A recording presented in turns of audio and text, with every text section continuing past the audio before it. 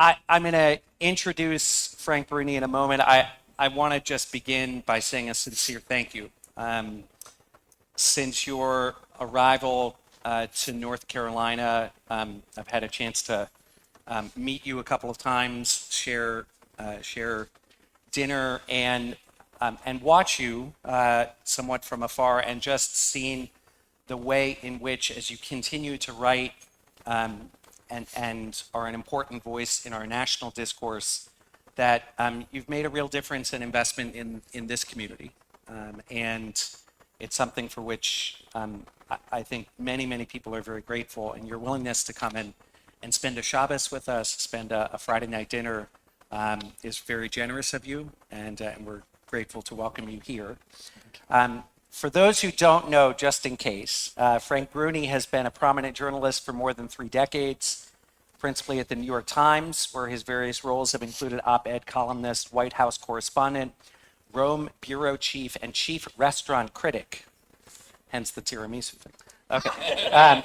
He was the Times' first openly gay op-ed columnist, and in 2016 was honored by the National Lesbian and Gay Journalists Association with the Randy Schultz Award for his lifetime contribution to LGBTQ equality.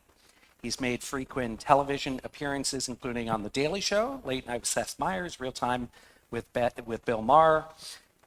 He also writes books. The Age of Grievance was published in late April 2024, became his 5th New York Times bestseller.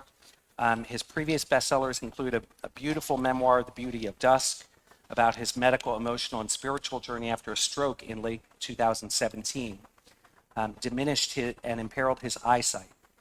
And Where You Go Is Not Who You'll Be, about the college admissions mania. In July 2021, he became a full professor at Duke University, teaching media-oriented classes at the Sanford School of Public Policy, continues to write his popular weekly newsletter for The Times, and to produce occasional essays as a contributing opinion writer for the newspaper, and he lives right here in North Carolina. Frank Bruni, welcome. Thank you. I'm honored to be here, so thank you for inviting me. Thank you all for coming too. I'm gonna, at the rabbi's invitation, I'm gonna speak not too long because I really would love to take questions from you. I would rather talk about whatever's on your mind than what's on my mind. And I think you're gonna ask me some questions too. But I'll just begin by saying a few words, and I won't go on for long. But I wanna tell you about something that happened in the very first class I taught at Duke. And I hope to connect it to this place and some of the concerns that a lot of you have. And if I don't make that connection, it's because I'm a morning person and my brain tends to shut down by now, so please be merciful if I make even less sense than I normally do. But the first class I taught at Duke, and I haven't taught it again because I have this habit of inventing new classes all the time, it was called The Media and LGBTQ Americans. And we talked about how much the coverage had changed over time. I think the subtitle of the course was From Smears to Cheers. And it was about the astonishing transformation and how that mirrored what was going on in society, and how if there was a concern today, it's too much coverage of some communities' advocacy coverage and not just coverage. And we were talking in one class about changes in society and about how in the Republican Party, the opposition, this is until the last few years, but even now, the changes in the Republican Party in terms of accepting or becoming less adamantly opposed to things like marriage equality, to anti-discrimination laws for gays and lesbians, had there been a real transformation over recent decades in the Republican Party, but that you didn't see the numbers moving in a similar way on another social issue, which was abortion. Those numbers had been much more static.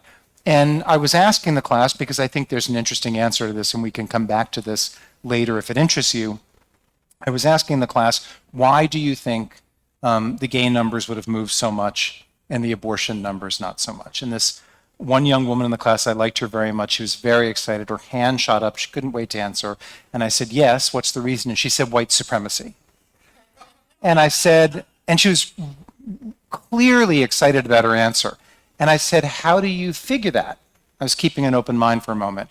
And she said, well, white people get abortions at much higher rates than black people, and Republicans don't want people getting abortions because they don't want the white race to die out and be overwhelmed. And I said, I really don't mean to put you on the spot or make you uncomfortable, but the exact opposite is true. You have it exactly reversed. It's in fact, there's a much greater percentage-wise rate of abortion in the black community and the white community, so white supremacy can't be the answer. Why am I telling you this? She was the product of a kind of thinking and too often a kind of education where there were very simplified, reduced answers to questions, and you just took a particular lens or a particular prism and you applied it to everything. And if that prism was something like white supremacy, it was showing how sophisticated you were. I think one of the reasons I was invited here tonight, one of the things Deb Riegel, a friend of mine, has heard me say, my book, The Age of Grievance, came out during those weeks when there were encampments, and one of the big things in the news was everything attending that. During that period when the three university presidents so famously went to the Hill and said some things that were extremely morally troubling. And I would get asked a lot as I was doing media appearances and book tour stuff. I would get asked a lot to comment on that and to connect it, if I could, to the book, The Age of Grievance. And part of what I saw, and I think part of what a lot of you saw, that was so troubling, I think, by this single prism, single lens thing. So the anniversary of October 7th is coming up very quickly. We're all kind of braced for what we're going to see there. I was shocked, appalled, horrified by how soon after October 7th we all began seeing people come out with hideous denunciations of Israel without even leaving a couple of days to take in and weep for and mourn for what had happened, immediately pivoting to denunciations of Israel and even in some cases valorizing Hamas. And to the question of what was going on with some of these groups, part of it was this phenomenon of one lens, one kind of trendy lens for everything. What was happening in part, and I talked about this a little bit before, I talked about it a lot, many of you probably listened to Dan Senor's podcast, or some of you probably do. Dan's a longtime friend, and he and I talked about this on his podcast. Some of what was going on was there is this oversimplified formula that too many people on the left and too many young people adhere to, which is the powerful are always wrong and the powerless are always right. People of lighter skin are always exploiting people of darker skin. The affluent are simply oppressing those who aren't affluent. Now, we can all think historically and in current circumstances of any number of situations in which that is true. But there are also situations in which that is not true. And to immediately just apply that formula to everything has no moral nuance. It doesn't do justice to what the historical context may be. And I think it is a phenomenon that we have seen since October 7th among some of those people who have been so quick with their denunciations of Israel and so thorough and unmitigated. And it's a big part of this age of grievance that we're living in. We are, the premise of the book, and I'm not here to hawk books, but we're talking a little bit.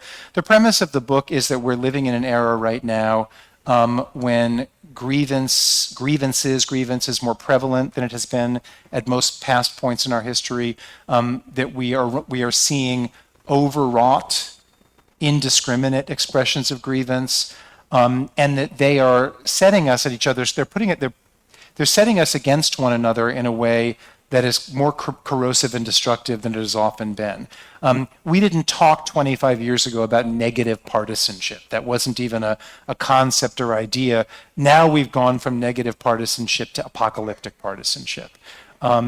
We didn't, I don't think, as many of us approach our political lives, approach elections in this posture of how evil is the other side, how much have I been shortchanged, who's to blame for it, how angry should I be, and what sort of punishment, punishment should I mete out to those people? What sort of revenge should I take? We didn't have kind of mainstream political figures. We had them certainly on the fringes, but we didn't have mainstream political figures like Ron DeSantis, who, whatever else you think of him, his entire sort of pitch to people was, here are all the people who are doing us wrong. Here are all the people we're going to make miserable. It was a kind of enemies list and a to-do list that it was about, I'm going to get Disney, I'm going to get that prosecutor up in Tampa who said these things about abortion, and on and on. There's a premise these days that the way you motivate angers and the way you motivate voters and the way you get people involved in politics is to make them angry, and that is the kind of most politically effective thing, and that is the greatest currency. And I remember after Roe v. Wade was overturned, after the Dobbs decision, I remember I was having a long conversation off the record, quasi-social meeting with a politician whom I will not name, but who's known for being a conciliator, for being a moderate, for reaching across the aisle. And we were talking about that decision, and this person said, well, the good thing is now our voters, meaning Democratic voters, will be as angry as the other side, and that'll be great. And from a political tactics standpoint, I understood exactly what he was saying, and I didn't disagree with it. But the problem is, if the way to win elections these days is to most effectively vilify the other side, to convince people that they should be furious at the other side and at anything they're proposing, and that the other side is the route to the apocalypse, and your side is essentially kind of staving off ruin. How then do we have a governable society on the day after the election, right? Those people who are on the losing side, how are they supposed to behave and participate in any sort of constructive democracy if the entire tenor and the terms of the campaign were that the apocalypse is about to happen because the other side won? This is really kind of troubling stuff that I think we need to think more seriously about. But when we look at how we got here, we can talk about the internet. It's one of the big differences between now and 25 years ago. And it's such an easy answer that I think we downgrade how important an answer it is. We can talk, and we don't talk enough about the way in which this country has pivoted from a kind of reflexive and fundamental optimism to now a reflexive and fundamental pessimism. But the other thing that has happened is people have, abetted by the internet, encouraged by other societal forces, people have begun to make judgments, assess politics, assess what's going on in the world in these extremely reductive and narrow ways. And that's what that young woman in my class was doing, and it was taking her entirely away from the truth. And that's a lot of what I've seen happen since October 7th. That has, and it has failed to kind of do justice to what happened on that day, and to so much else. And I'll shut up now. But I'm happy to talk about more of any of that or answer. But you have questions for me first, right? I do. I'm a rabbi, so I just want to say amen, right, to your thesis. We say that in Catholicism too. Okay, Yeah. there we go. That amen thing is very unifying. Yeah. You're in the South too, so. So one of the questions, we are heading into the high holiday season, and I think something that I was thinking about as I focused on this idea of grievance is the way in which part of the DNA of grievance is blaming others. Mm-hmm. And part of what we're looking, I think, fundamental message of the high holiday season is that we are responsible for our lives, that fundamentally we can choose, that we can change. And I just would love to hear you reflect a little bit on how you think that sense of maybe it's optimism, belief in the American spirit and the human spirit can return somewhat when we're dealing with the internet and such a grievance culture. I mean, there are any number of things I think we need to do and changes we need to make, but I know one of the things that was on your mind when you asked that, because you were talking to me about it earlier, is I talk a lot in the book about humility, and about how little humility I see among us currently. I think it's really important not to believe you're always right, right? And I just don't I just don't see that very often. I have strong beliefs. I obviously write about them in the Times, and I promote or pitch or whatever verb you want to choose my particular take on the world. But I also know, and I think I practice this in my non-professional life, and I think sometimes in my writing it shows up. I also know that I may be wrong. I don't think I'm the smartest person in the room or even close to it. And I'm willing to be wrong, and I'm absolutely willing to talk with, have discussions with people who've come to a different conclusion, and not to see them as evil or wrong or out to get me or anything like that. And I think we just need, in the way we educate young people, in the way we deal with each other, in the way we kind of try to be better people when we're taking those fearless personal inventories and all that, I think we've got to really try to connect with and nurture humility. Look at what happened on January 6th, 2021, right? It was violent. It was fatal for some people. It was frenzied. It was savage. What happened that day was above all else unhumble, because the people who stormed the Capitol, they had concluded that it was impossible that a majority of their fellow Americans had come to a conclusion different than they had and voted a different way. Or, these are the only two possible explanations, or they were so unhumble that they felt that if a majority of their fellow Americans had decided differently, they had to insert their judgment in that place because that was so wrong. So to me, what stands out about that day is it was this lack of humility that courses through our entire society, magnified, distilled, and toxic. And so how do you cultivate that? And I want to push the question a little bit more, because we don't live in a society that celebrates that. We know that being unhumble, being cruel is what gets you likes on social media, that there seem to be built-in incentives for precisely the opposite sort of attitude of humility. And what do you think are effective ways of fighting that? And I think a second part of that is without losing your soul in the process. Well, I mean, yeah. I just want to say, without losing your soul, what I mean by that is either by becoming, playing that political game and sort of becoming unhumble yourself, or you talk about this in the book, there are some things that are worth fighting for, right? There are times when, when you believe that somebody else is wrong, and if you are not to speak up, then you're going to lose yourself as well. Well, I mean, there are things that are non-negotiable, right? I mean, when in those situations where you see examples of florid racism, you can't just say, oh, that's another way to think about the world, and the people complaining about that are just being fatuously aggrieved, right? The problem we have today is you have this complete chaos and bedlam of righteous grievances and totally invented ones.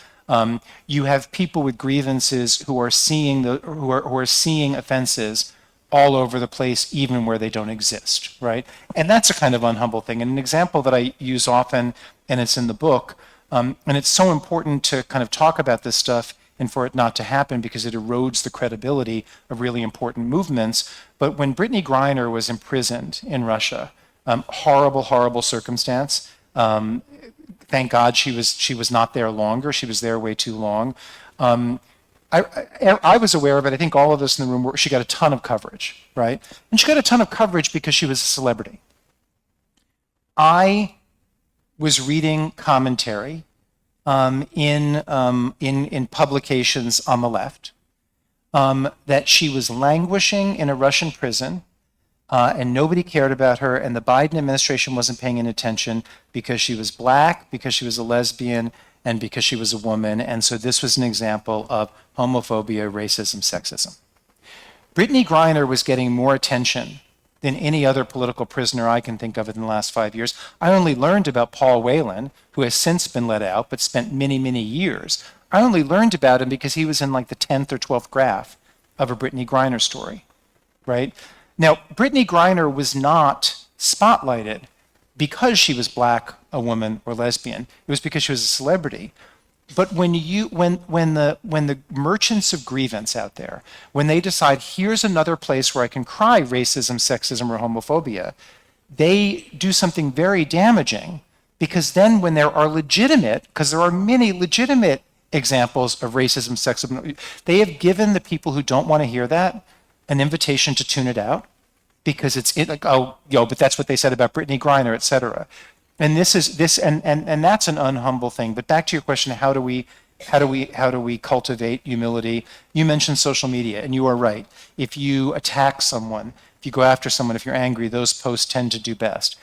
We can design, and there are people working on it as we sit here, we can design and see if we can make successful social media platforms that have different kinds of incentives and algorithms. Before Elon Musk bought Twitter, and took it over, there was a group of professors at Duke who in fact were working with Twitter executives about a sort of Twitter offshoot where the posts that would end up being surfaced, or I'm always bad with internet language because I'm a total Luddite, but like posts that were getting likes by people of the most diverse backgrounds, those would actually be what would rise to the top of the whatever. Now, maybe that would be a commercial non-starter, but we can try it and see. And if I certainly knew that this platform, this Twitter alternative, this X alternative, was doing that, I would certainly privilege spending my time there because I would want to support and endorse that. We can look at the way we're educating young children. I'm not sure, this is a cliche, but it's a cliche because it exists. I'm not sure giving everyone a participation trophy is the route to humility. I'm not sure doing away with valedictorians because they may make someone feel bad is the route to humility. There are lawsuits because there were a number of school districts, some in Virginia, I forget where the other ones were. There were lawsuits because there were school administrators who decided not to tell the students who had gotten National Merit Scholar designation based on their tests, not to tell them that because it might make other students feel bad. And what happened is when that all came out and these students had applied to colleges not being able to list that on their applications because no one told them, the school districts were sued. And I would say rightly so. This impulse to make everybody feel super good and super special, I think can have a negative effect, which is nobody is ever told, you know what, you're flawed. You're not perfect. And that's humility right there. Why are you laughing? I'm just thinking of my mother, right? See, I mean, I grew up with my mother telling me all the time how terrible I was, and that has exacted its own kind of toll. But yeah. Yes, that was. I love you, Mom. Right. That was. I'm just thinking about the rarity of growing up, where nobody telling you you're wrong. And I think the thing which I just want to add to that is that, we want to that program, which sounds very promising, is about creating a culture where you celebrate good things. Yeah. Right. And you can't celebrate good things if nobody is either better at something than anybody else or nobody is ever wrong. If everything's fabulous, nothing's fabulous, right? But I mean, I should say the obvious because of where we're sitting. This is an antidote to humility. One of the problems in our country right now, and this is entwined with the lack of humility, is if you do not belong to communities, when you belong to a community, be it a faith community or some other kind, you're basically saying, I am but a part of the whole, right? It's not just about me, it's about something bigger. When you make aspects of your life about things that are bigger than simply your own individual fulfillment, your own individual contentment, that is an act of humility. And that is a recognition that the communal good matters as much as the individual good. That's anti-grievance. But the civic good matters. And to my delight and astonishment, after this book came out, I got a number, without setting this up to happen or anything like that, I got a number of invitations from religious podcasts, like the podcast Christianity Today. Now, I'm an agnostic, verging on an atheist, whatever.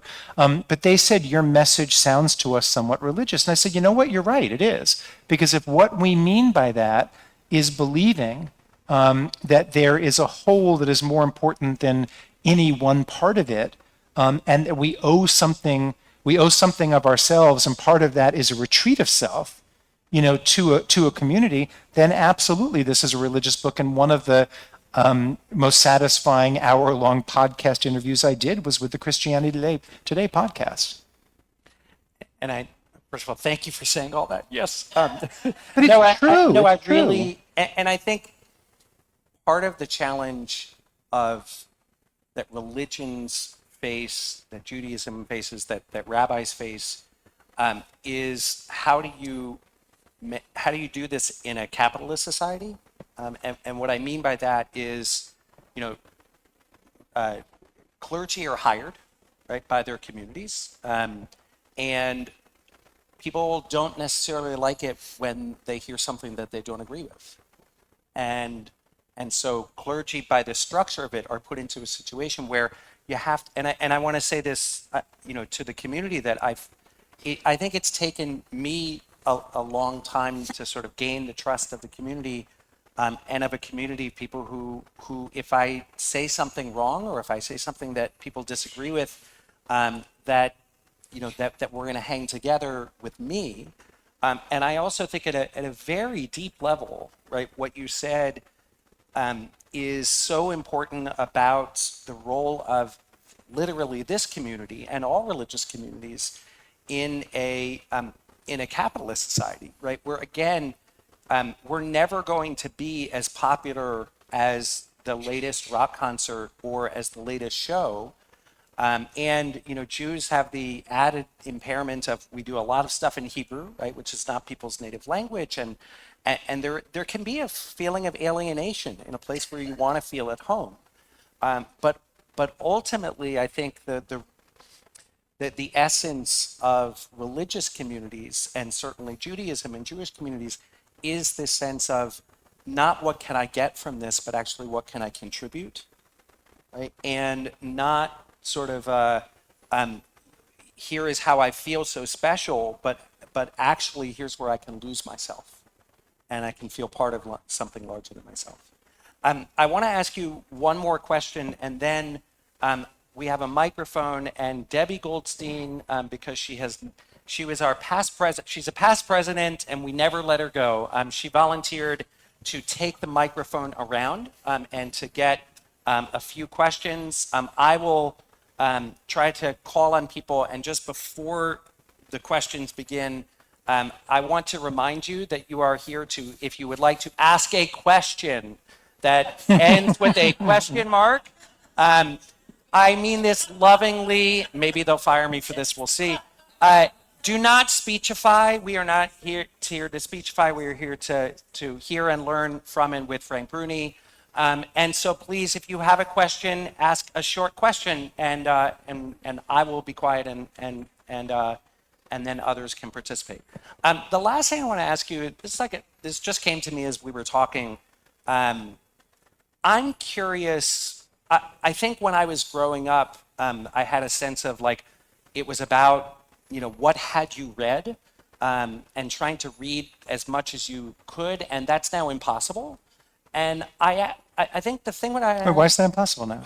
yeah, because there's an infinite amount of information being. Oh, you mean like in the terms of time. news reading? I thought you meant books. I'm Okay. curious. I'm curious. How do you figure out what to read about the? I want to be in your kitchen and know how do you figure out what to read on a daily basis in order to be a good citizen, in order to be this sort of person that you're talking about? I mean, there's obviously no one answer to that.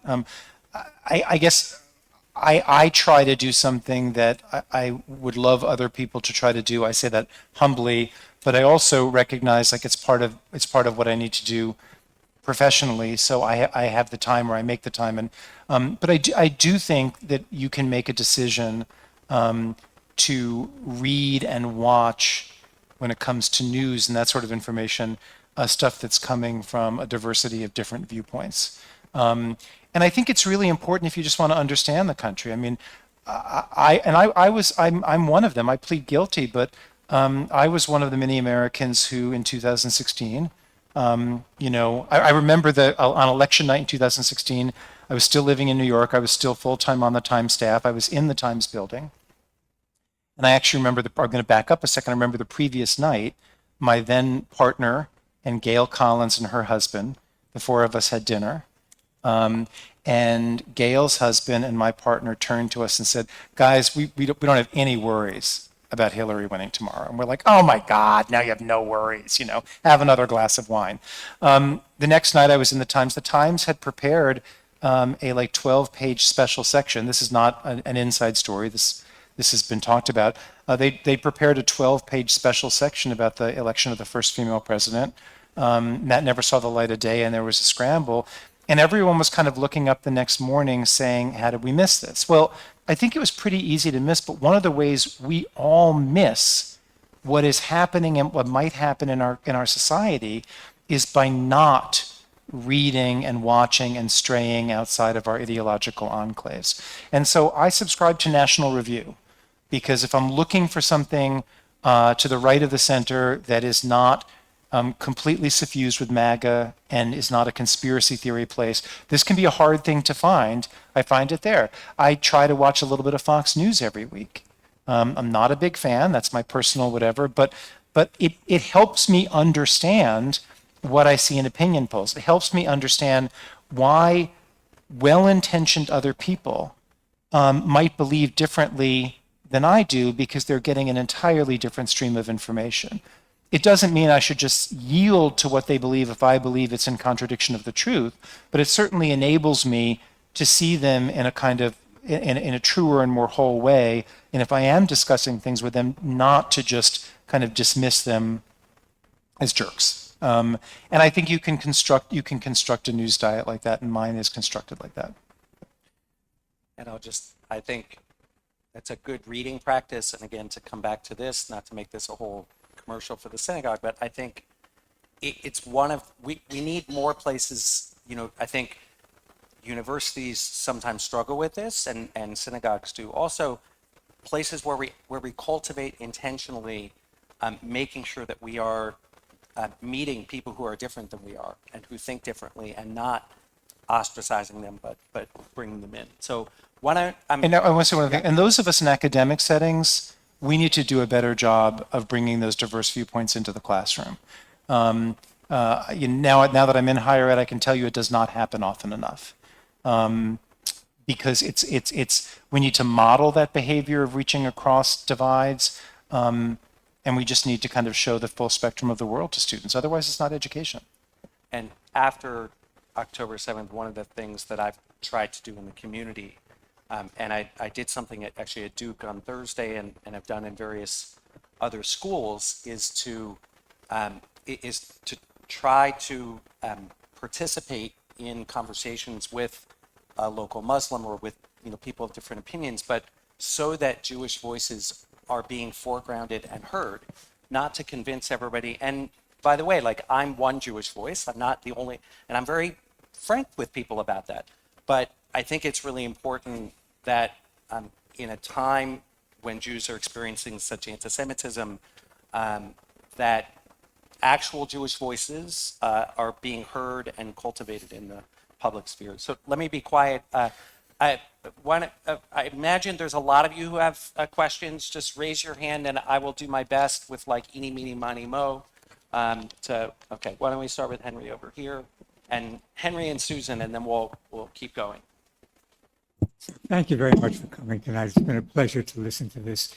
You opened your presentation talking about your student who had a very filtered view of white supremacy as an explanation. So how did that play out in your class when you said they had it backwards? She believed me. The way it played out as we discussed it, and the real question I don't have an answer to, which is like, how did she feel the next morning? And did she question the application of that lens to everything she saw? Did she stop viewing the application of that lens as some sort of act of intellectual sophistication? I don't know. She didn't argue with me. but here's the thing, you never really know with students because they want this one thing from you more than anything else. It's called an A. And so the ones who argue, I actually love it when students argue with me. I mean, respectfully and all of that. But she didn't argue with me because I think she thought I don't want to make him mad. So she didn't react hostilely, she didn't react defensively. She just moved on. Susan? I guess you hear me? How new is this problem? The name of the author, unfortunately, is escaping me, but one of my favorite books in the 90s was Culture of Complaint, about, if not just this phenomenon, a very similar one of everybody has a grievance. I think that was Robert Hughes, right? Yes, Robert Hughes, thank you, yes. So I guess how is this different from what Hughes wrote about? Well, it's interesting that you mentioned that because there's toward the beginning of my book is about a 10-page section about the 90s and the culture of complaint and that particular period of time, which was absolutely a preview and a harbinger of this. And then that kind of subsided for reasons that are not very clear. I think that was the beginning of this. It then went into abeyance, and then I think in 2008, with the economic crisis then, with the bailouts, with the very understandable and correct sense in America that certain Americans were paying dearly for all of the housing market chicanery and all that, and other people were kind of getting bailouts and skating away scot-free. That was true, and I think that's when this came roaring back and has never really left. But what I would say is different is when you go back to the 90s, this was this kind of rampant, pervasive grievance culture and seeing everything in terms of categories and identity groups. It wasn't as thoroughly reflected in our politics. We didn't have as many leaders who were kind of modeling it and thus encouraging it. We didn't have anyone like Donald Trump at that altitude then. And while I think Donald Trump is more the fruit of things that were going on, although he would hate to be hearing me refer to him as a fruit, which didn't occur to me until I said fruit, and you all know what I meant by that. I think once, even though he's the product of his time, I think he then absolutely exacerbated, amplified, made more pervasive all of those things. There was no one modeling this kind of behavior at that altitude back in the 90s. And also, the internet was in its infancy then. Social media certainly didn't exist. And as the rabbi made reference to, social media runs, on the currents and the currency of anger and hate and all that sort of stuff. So in that way, the 90s look like a sort of playpen. And now we're like, in a coliseum with gladiators. But you're right, it's not new.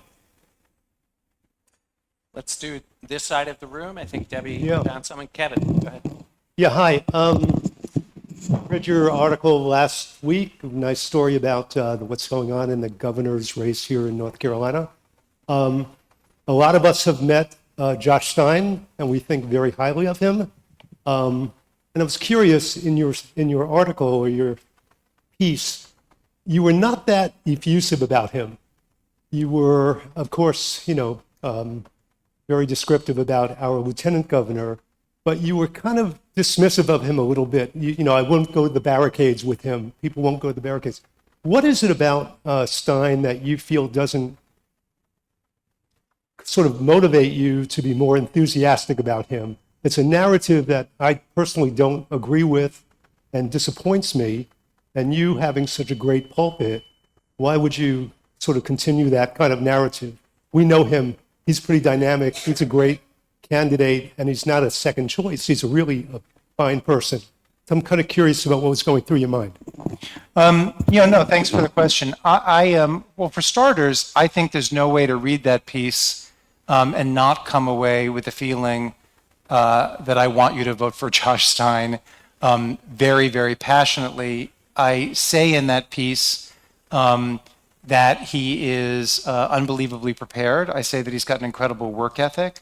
I say all sorts of, I say that he's not remotely radical, which of course is the tag that's most dangerous for a Democrat to have. So I would say to you, and this is conscious because I'm an opinion, even a more reported, almost featurey piece like that, when you're writing it in the opinion section and when you're an opinion person and have that sort of leeway, I wanted that piece to do good for him because I want Josh Stein to win this election very badly. And I think that's totally clear. And I think there's much more said complimentary about him in that piece than not. I also think that sort of piece is most effective when you don't sound like an inveterate cheerleader. And if there are things that other people say about the person or experience about the person, or that you do that aren't, utterly perfect, or that aren't like that don't turn the person to a romantic ideal, I think you have more credibility when you write with that stuff too. When the takeaway, when the ultimate takeaway is you need to vote for this person, I think if you haven't painted that person in just completely rosy tones, I think you actually have more credibility and you've done more good. Now, I wouldn't find unrosy tones if I thought I was making it up, but in a piece like that, because I try to be very responsible, I talk to so many people. And there are a lot of people who find Josh Stein as a public figure, as someone on the stump cool to the touch, who don't find him, when they speak to him, to have the kind of radiant warmth that some politicians have. And that's my experience of him too. I like him, I respect him to the extent I know him, and I've interacted with him a bunch of times, but he is not somebody, and this is about political style as much as anything else, he is not somebody who makes me want to march to the barricades, for whatever that's worth. As Chris Cooper, the political scientist, said in the piece, he's not someone who makes you want to fly a flag in your yard. That's not necessarily a damning comment to make about him. That's a kind of assessment of how he plays with some people. I mean, I don't mean plays with, how he registers with some people. And that's how he registers to me. And I wanted to be honest about that. And I can be honest about that because I'm writing in the opinion section. I didn't intend it as, nor do I think it is some sort of transcendent takeaway diss. And you experience him differently, and I respect that. But I was being honest to my experience of him, but I was also being very careful in dozens of people who are not quoted in that piece. I'm talking to people all the time, and he doesn't, in the broad populace, generate the kind of really red-hot enthusiasm that some politicians do, for whatever that's worth. And it also remains the case scientifically. He's been the Attorney General for 8 years. By the end of August, I talked to people who'd done surveys. The number of North Carolinians who had no opinion of him whatsoever, a really high number. That's just a political reality. And so I was just trying to be true to those sorts of realities in the piece.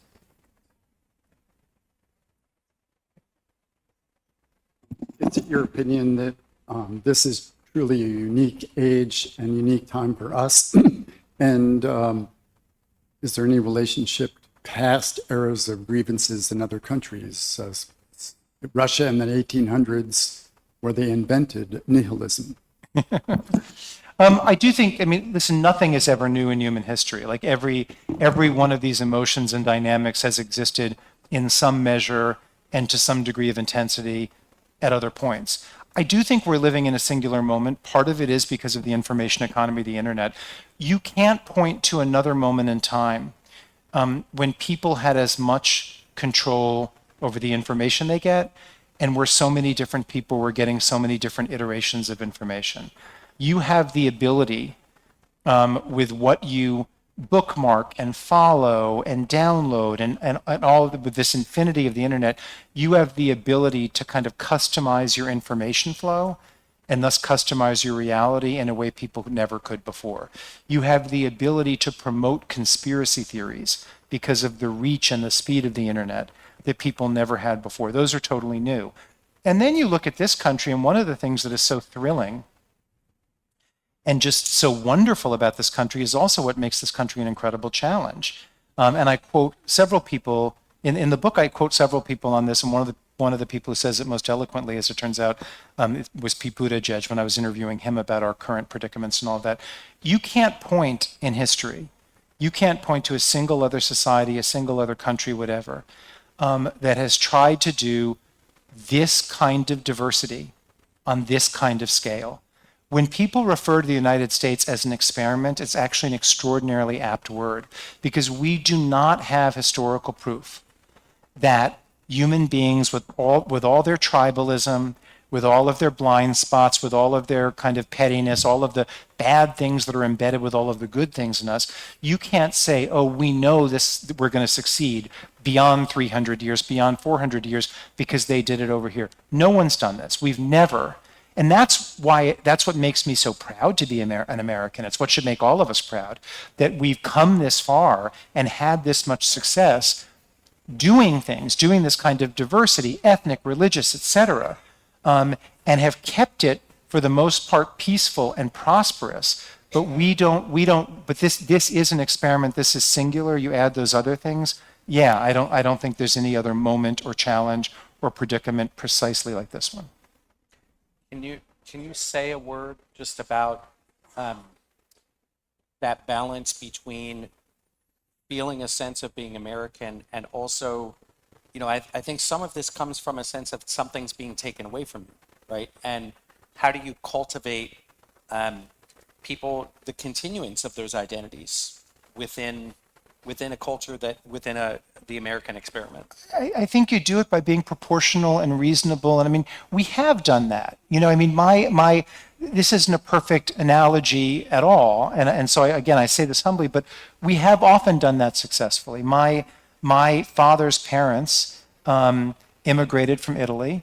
They immigrated at a time when actually we were trying to suppress Southern European immigration because those were darker skinned people and we were privileging Northern European.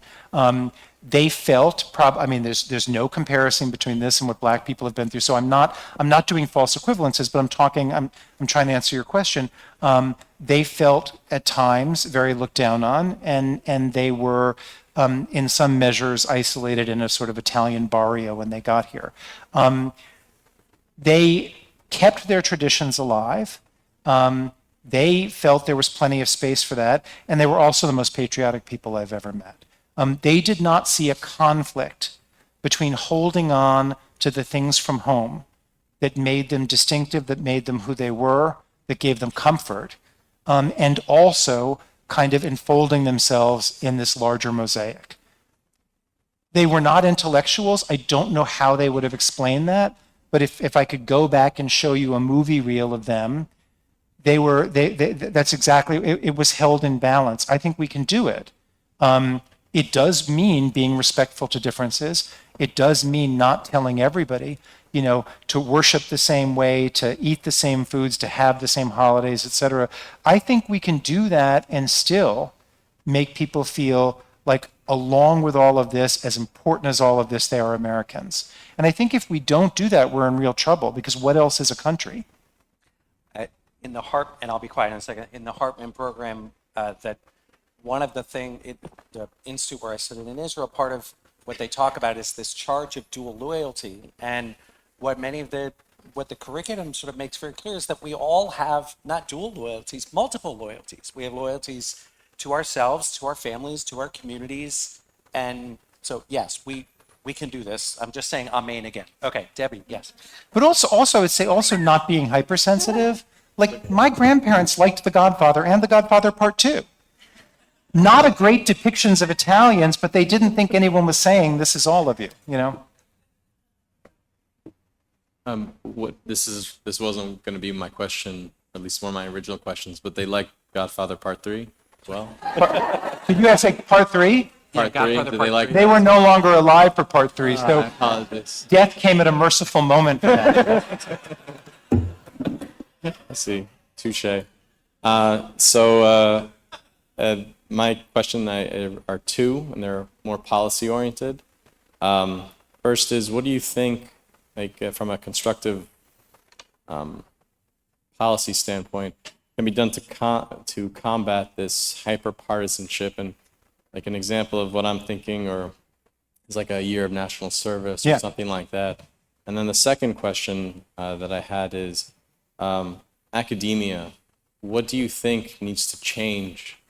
Because you mentioned bringing more ideas and encouraging more free flow exchange of information, et cetera, to sort of combat, again, this dissonance between reality and perceived, whatever, perceived reality. Well, so what needs to change? And like, again, example would be like, is it very, concretely like cutting off the flow of certain, shall we say, foreign actors, funds, like I'm thinking about Qatar, of course, to universities and university Thanks. systems, right? And so like that type of thing. Thank you. Do those two questions, just so people see, it's 9:28. We started at about 9:35. So I'm going to say about 7 more minutes, and then we're 8:35. I was gonna say, that's a We're going nifty to wrap trick. up in about 7 minutes. About 7 minutes, but those two questions. Yeah, so academia- those are questions with huge, enormous answers. So I'm just going to say a couple of random things. There's a bunch of stuff we can do policy-wise. There are all sorts of political reforms that would discourage ending up with extremists in either party in office and would encourage ending up with people who were able to find more common ground, whether we're talking about ranked choice voting, whether we're talking about open nonpartisan primaries, nonpartisan elections, all in all. We need to put more muscle into ending gerrymandering in those states that have it. They've made a lot of progress on this in Michigan during the Whitmer years, for example. National service, yeah, I think it's a great idea, and I think it keeps. A lot of people propose it. I think it keeps dying because people assume it would have to be compulsory. I think we could design a national service program that had so many incentives built in that in a short number of years, it would become the voguish thing to do. And it would do what the military did in the past at times, and it would throw people from diverse geographic backgrounds, economic backgrounds together in a way that most other aspects of American life do not. We can do other things with public policy when we're designing spaces, when we're tweaking and designing cities. We can put parks, we can locate parks so that their various sides touch different communities and they're not bubbles within a given community. We can invest in the kinds of libraries and public squares that we know actually collect a more diverse group of people than most other venues in American life do. We can do all of that. And we need to do all of that together to get here. As far as academia, I don't have an easy answer to that, but I think that too many professors wear their political identities a little bit too obviously in the classroom. And I don't think they mean to be steering students in a different direction, but you have to understand that students are responding to cues because they want to please you and they want to get that A. And that's not an insult of them, and that's not a joke, but I try, in my little part, I make really clear the first day of the semester in any course where it's appropriate, I want to hear diverse discussions. I want you to venture outside your comfort zone.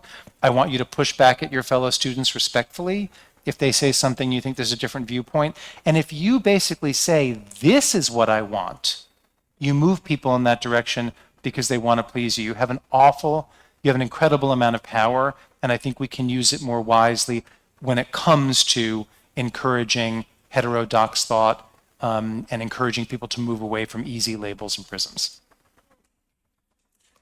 Hey, let's have this be the last question. Oh dear. Marilyn. So The pressure. while as a mother and I've tried to raise kids who are respectful and have a certain degree of humility and a certain devotion to their communities, I also realize that teaching humility and community before individual is what China has traditionally done, what Russia is doing increasingly more, and what supports authoritarianism, I think, in general. So how would you envision balancing teaching humility with teaching what I thought American education maybe was about, which is acquiring the skills and the ability to think for yourself? I don't think those things are mutually exclusive. So you said, how would you balance? The answer is balance. I don't think integrating prompts for and encouragements to be humble is a road to autocracy. In fact, the people, in my humble view, the voters who are putting us in greatest danger of autocracy are the least humble voters. Because one element of an autocracy is the autocrat ends up there because everyone thinks, okay, this person will enforce a homogeneity of thought that is what I like, right? I think you can say to someone, I want you to think for yourself. I want you to, I want you to kind of explore your passions. And I think you can say at the same time, but you and that are not everything. You want your life to be dedicated to a number of things that don't necessarily exist in tension, but rather exist in balance. I mean, I would say to a kid, you got to fight for yourself. You got to look out for yourself, but not stepping on other people, right? I just don't think it's that difficult. I think we don't really just try that hard at times to do that, to hold those things in balance. And I also think, and this goes back to what I said about teachers, I think that parents are super, and I'm not a parent, so I say this humbly too, but I have so many nieces and nephews. My siblings are very fecund. And so I've watched a lot of parenting. Some of it in awe, and some of it with teeth mark in my tongues. Teeth mark in my tongue. I have only one tongue. Yeah, I'm not a reptile. Maybe I am. I don't know. But in my observation, parents are really good at realizing that what they eat at the dinner table is a model and a cue to their children. That whether they exercise regularly or not is a model. And they seem to understand with a whole lot of things that their behavior, that they should be, that their children are going to take cues from what's optimal and suboptimal and right or wrong, and that they should model what they want their children to be. I'm not sure the same thing happens with political discussions, with shouting back at the TV, etc. And I think it's worth giving that some thought. So I'm going to say two things to wrap us up. Well, three things. Number one, a huge thank you. Thank you. For a wonderful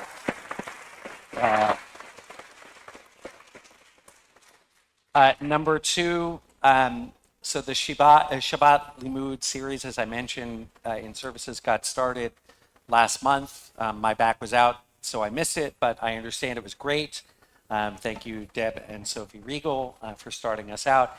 Next month, Jonathan Weiler will be speaking on October 25th, Friday, October 25th. And in November, Abdullah Entepli is going to be our guest, and will be speaking with us as well, a mutual friend. And we will be looking to continue this in the spring, winter and spring as well. So please look out for those announcements. The book ends. I'm not doing a spoiler here. No, it's not. I'm a huge. The Butler did it. Yeah. I'm a huge fan of Ted Lasso. I loved it. You wrote about your love, at least for the first season of Ted Lasso. I recommend the rest of it. It's very good. And you wrote, Ted Lasso talks about he is telling a player who is stewing over a defeat which animal is the happiest in the world. It's a goldfish. It has a 10-second memory. Okay? And I just want to read you the last two paragraphs. This is a wonderful kavanah, I think, with which to end the evening and to take with us into the high holidays and to take with us into an election season. You write, but the idea that we're too often held hostage by our grudges, too frequently fixated on what in our lives isn't exactly as we'd like it to be, there's indeed something there. And an amalgam of kindness, openness, and silliness might be an effective solvent for grievance. We could try a dab of that. Or we could unhumbly cling to the conviction that we're singularly unappreciated and cruelly situated against hostile forces in a disintegrating world that compels us to wrest what we can while we can before it disintegrates even further. That's the road we've been on for a perilous while now. It's not too late to turn it around. Amen. Amen. Thank you very much. Thank you. Thank you.